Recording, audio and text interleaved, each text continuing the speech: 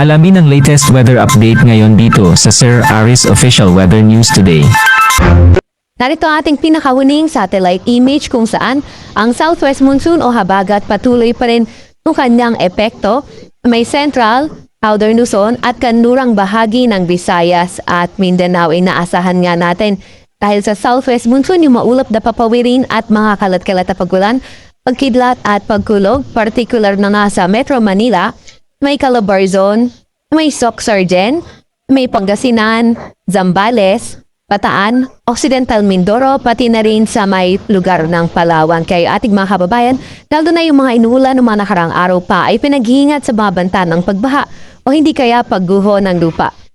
Samantalang Intertropical Convergence Zone o ITCZ, ito yung salubungan ng hangin galing Northern at Southern Hemisphere. Ito ang kasalukuyang nakakaapekto sa silangang bahagi ng Mindanao at ngayon ay nagpapaulan sa Surigao del Sur, pati na rin sa may Davao Region.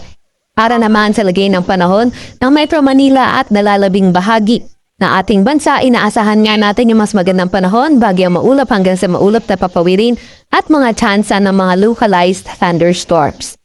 Kasalukuyan na ay may minomonitor tayong low pressure area sa labas ng ating Philippine Area of Responsibility. Itong low pressure area na ito ay mataas ang tsansa na maging isang ganap na bagyo in the next 24 to 48 hours. Gayunpaman, wala itong direktang epekto kahit na anong bahagi ng ating bansa at hindi natin nakikita. For now, napapasok ito ng ating Philippine Area of Responsibility. As of 3 p.m., ito ay nasa layong 2,560 kilometers east-northeast ng extreme northern Luzon.